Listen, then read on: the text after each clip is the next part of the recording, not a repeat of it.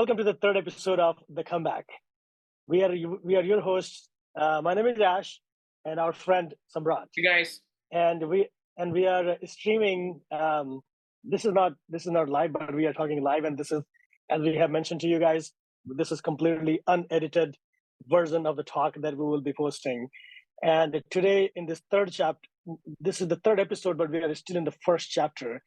And the reason we are doing multiple episodes on the very first chapter is because we want to ensure that everyone understands what we are talking about. So, like we have mentioned in the previous episodes, chapter 1 is all about Arjuna's dilemma. So, Arjun, who is the fighter, one of the best fighters, he hasn't asked question to Lord Krishna yet, but he has asked Lord Krishna to take him at the middle of the battlefield so that he could see both sides of the army. And he's wondering both sides are his own people. Then he asks Lord Krishna, why is he even in the battlefield and why is he even fighting? And even if he wins, what is he going to get out of it? So Samrat, if you want to just talk, some of these very powerful questions that Arjun asks, and there's a lot of and if you look at his questions that Samrat is going to, talk about it now, these are real questions. Like, why would someone want to fight knowing that the outcome is not, even if you get the outcome that you want, is not going to be very pleasant. Yeah, I mean, these questions are so pointed and direct, and rightly so, because they demand a worthy answer. So I'm just going to read from one of the translations I have here from the original Sanskrit. So Arjuna is in the middle of the battlefield, standing between those two armies. And he asks Krishna, "Oh Krishna, I see my own relations here anxious to fight. And my limbs grow weak, my mouth is dry, my body shakes, and my hair is standing on end. My skin burns, and the bow Gandiv, the Gandiv is basically Arjun's weapon. It's a bow. My skin burns, and the bow Gandiv has slipped from my hand. I am unable to stand. My mind seems to be whirling. These signs bode evil for us. I do not see that any good can come from killing our relations in battle. O Krishna, I have no desire for victory or for a kingdom or pleasure. Of what use is a kingdom or pleasure or even life if those for whose sake we desire these things, teachers, fathers, sons, grandfathers, uncles, in-laws, grandsons, and others with family ties are engaging in this battle, renouncing their wealth and their lives.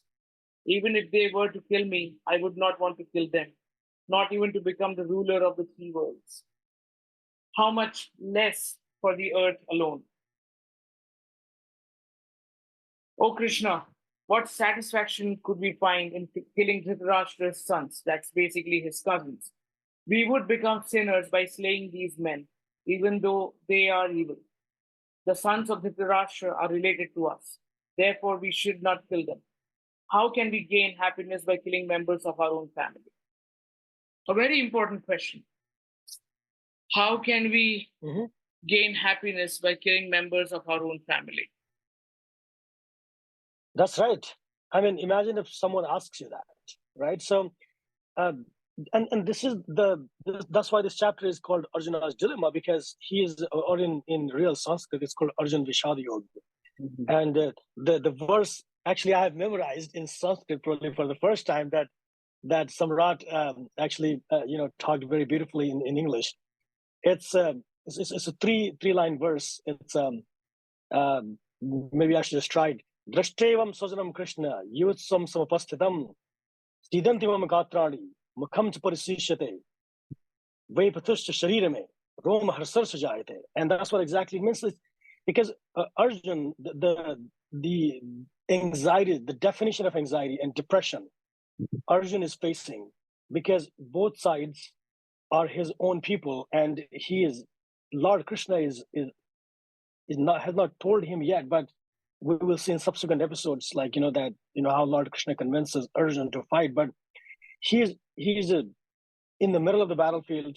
looking both sides of the army, and both sides of the army are his own people, and he's sweating. He's saying that his skin is burning, and his hands are shaking, and he's not able to hold his weapons, and that is actually not good for a fighter, because if Arjun becomes so weak, and if he doesn't fight, then this war is literally over.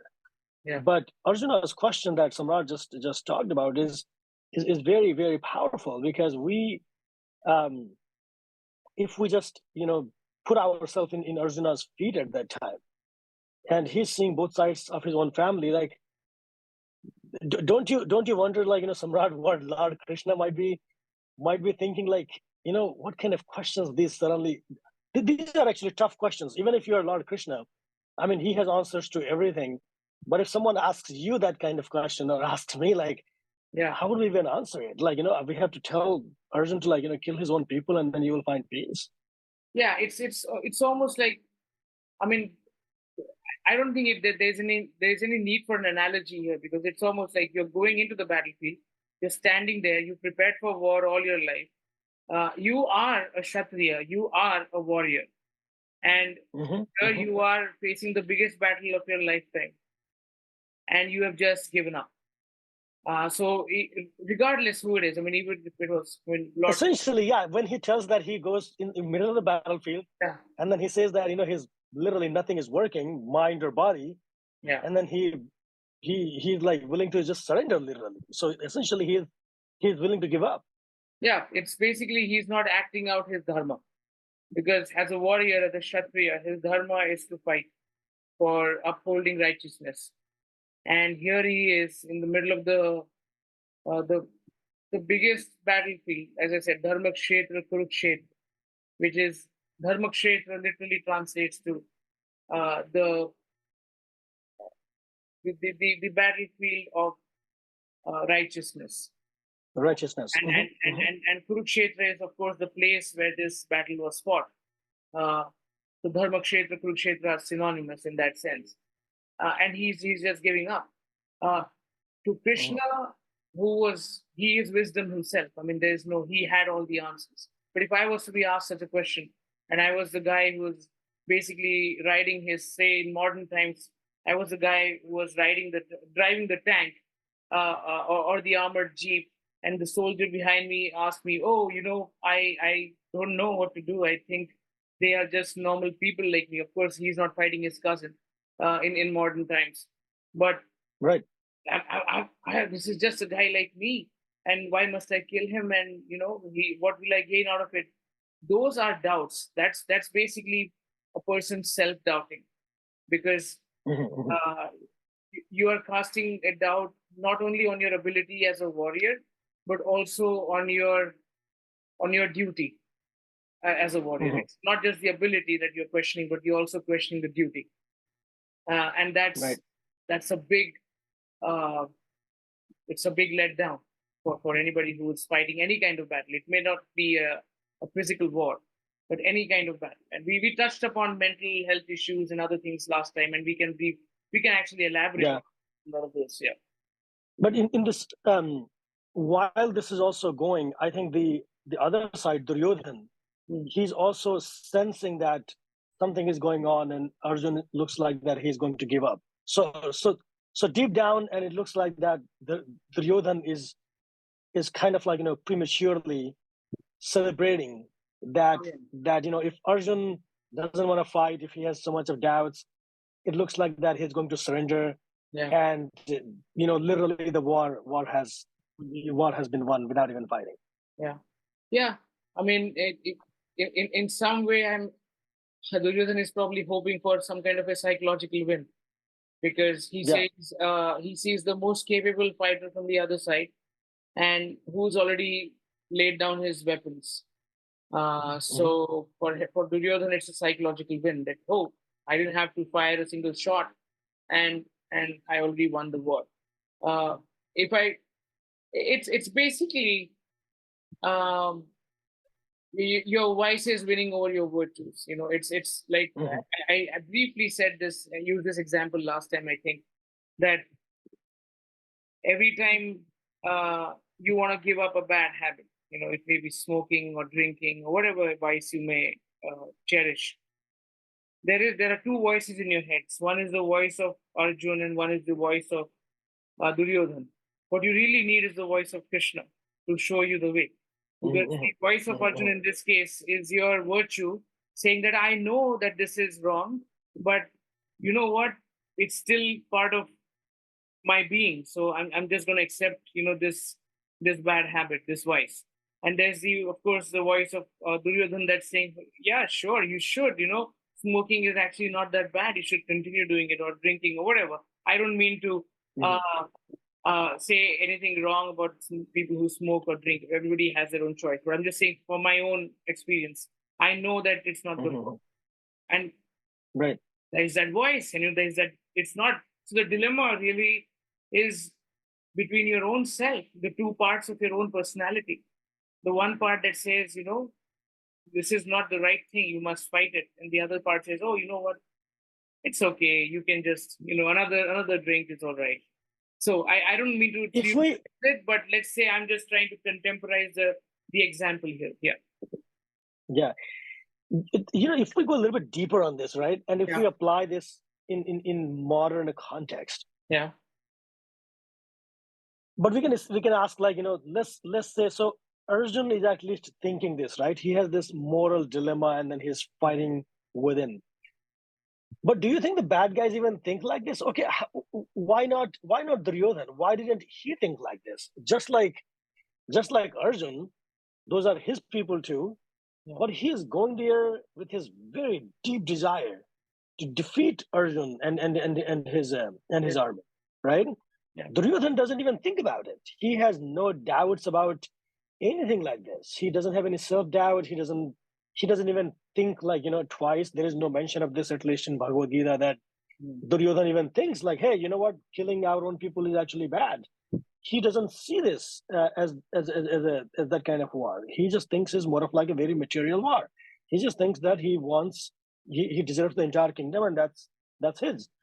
But don't you think, like, the bad guys, even from Duryodhan to even modern examples, why is it always like, the best fighters, the best guys, best talented, best skilled, you can say, and these are the ones who are always surrounded with these kind of questions about morality, the righteousness, the unjust versus just kind of things.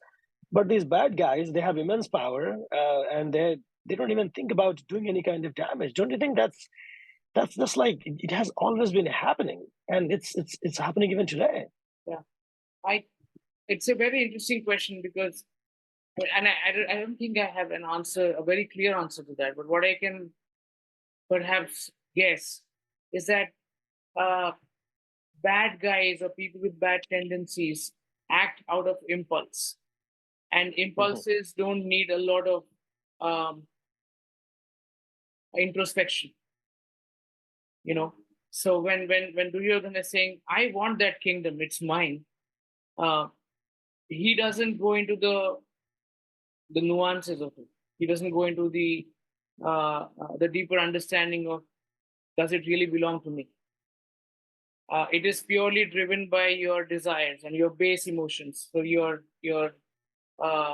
impulses. Whereas Arjun, who's still not a philosopher, as we have seen, because he still has doubts and he doesn't know right from wrong and things like that, has the inclination to become a philosopher, or has that philosophical bent of mind. Which is why even in the face of doing the right thing, he is questioning himself if it indeed is the right thing, because he has a thinking mind. So he's thinking a lot more. But Duryodhan, who's representative of a very base sort of emotion, something that comes from your very animalistic nature, does not feel the need to actually doubt himself. So it's a very funny thing that your base desires don't have any doubts, but anything that is higher than that actually has a lot of doubts. So, I mean, in this particular case, because so Arjun, even though he's feeling very weak, but he at least is willing to surrender himself to the wisdom of Lord Krishna, right? And Lord Krishna is there But if we take out faith in our life these days, which is actually very, very um, disturbing pattern. A lot of people are not religious these days. They don't believe in God. And let's say that you are Arjun, you are talented like Arjun, right? And then you have self-doubt like this. And then instead of asking or surrendering yourself to the Supreme Lord for questions, Yeah. if you are faced in a situation like Arjun, you'll basically surrender, right? Because in this case, the only reason Arjun has not surrendered is because Lord Krishna is there. Mm-hmm. Yeah. But if you apply that to in modern examples, like if you are a person who has no faith in God, and then but still you are a good person, you have no faith in God, but still you are a very good person, very talented person, and then some powerful mighty like Duryodhan is trying to do serious damage to your family, to yourself, to your country, to the world maybe, and you have nowhere to go and seek wisdom. So in that case, like, what do you do? Do you think most people are just simply just surrendering these days, and maybe that's why that's why we are in a mess? Oh yeah, 100%. If you so I read a very funny quote about this just in fact just today. Uh, it said I don't remember who it's by, but it goes something like this, and I'm paraphrasing. It says, uh, "Do you ever wonder why all the low IQ people are making 5 times the money that you are making? Because they are not smart enough, like you, to doubt themselves. That's why they are making a little more. So they are more successful." So the idea is, it's a very twisted sort of a logic, but a lot of people today are, uh, just overconfident in some way. Mm-hmm. Just like Yeah. Duryodhan was. Like Duryodhan was super confident that he's going to win the war because he had a bigger army. He Yeah. had more allies than the Pandavas did. So he was quite arrogant about it. He was quite vain about it. That look at me. This Whereas people who were fighting the just war in the case of the Pandavas had a smaller Mm-hmm. army, had fewer people who were allied with them. They had doubts, but that's again quantifying those two things. But even if you look at a more modern example that actually rightly asked, um, are people self-doubting themselves? In a lot of cases, they are, and a lot of potential is actually getting wasted only because people are not sure of themselves and do not have a right teacher or a guide who can lead them Mm-hmm. to fulfill or to live their lives in the fullest way possible. Uh, and that's the reason why you see a lot of talent getting wasted without you ever finding out. Like a lot of people wouldn't even know so many bright students or people in general whose lives would have been wasted only because they were either not discovered or they basically drowned in self doubt or didn't find the right kind of mentorship. Mm-hmm. It's you have to be extremely privileged and fortunate to have a mentor like Krishna. Arjun was one of those people, or I Right. would say he was the only person who ever received Krishna's mentorship. But Right. a lot of people don't, and that's why you see all the imbalance in society today. Because there is disharmony. The disharmony comes Mm-hmm. from the fact that uh, people with ill intentions have Mm-hmm. somehow gotten access to resources. And that's why you see that they rise up socially or whatever Yeah. other sphere of life, and deserving people or people with the right intentions and a good heart could probably be left behind. Um, yeah, I don't know what else. I mean, that's the best I could say about this. Yeah. I think because people don't invite God for wisdom. I think a lot of these people, even though they are immensely capable, Yeah. they just succumb to defeat. And I think if the paradigm is shifted a little bit, and Yeah. then they become more more believers Actually, in the supreme. sorry, I actually want to add a point because I think I completely Yeah. missed the angle of faith and God. Uh, Call it in whatever name you will. And I'm Yeah. not saying surrender in the sense of blind surrender, like, oh, Mhm. everything is in your hands. But the Yeah. idea that there is a moral authority, a universal moral authorities out there, outside. Mhm. Well, I don't want to go into the debate of outside or inside, but there's something bigger Mhm. than yourself in this world. Right. You're not the center of the universe. The universe does not revolve around you. It could, if you actually understood that there is the supreme ultimate truth, God, call it what you will, that basically guides every step, or it should guide every step of your life. Because if you're doing something purely out of this understanding that it's me who's doing everything, then the chances are pretty high that you will not succeed. Or you may succeed up to a Mhm. certain point, but beyond that you wouldn't, because um, you are not living in harmony with the universe or nature or whatever, and which is basically everything, which is God, if you want to call it that way. Yeah. No, so I mean, yeah, we both are talking about the same thing. Like, it's just in difficult times, Mhm. if we seek the wisdom of Lord Krishna, or whatever, God or supreme being that you believe in, like you mentioned, then I think at least we get some faith in in in guiding ourselves toward the righteousness. Yes. And imagine if Lord Krishna wasn't there to guide Arjun, what would have been the result? We know it. We know it. Duryodhan would have won and Arjun would have surrendered before the war began, right? So that is exactly what I was trying to say, is like that's exactly what is happening. Because if we don't have someone like Krishna around us, then we are losing the war without fighting it.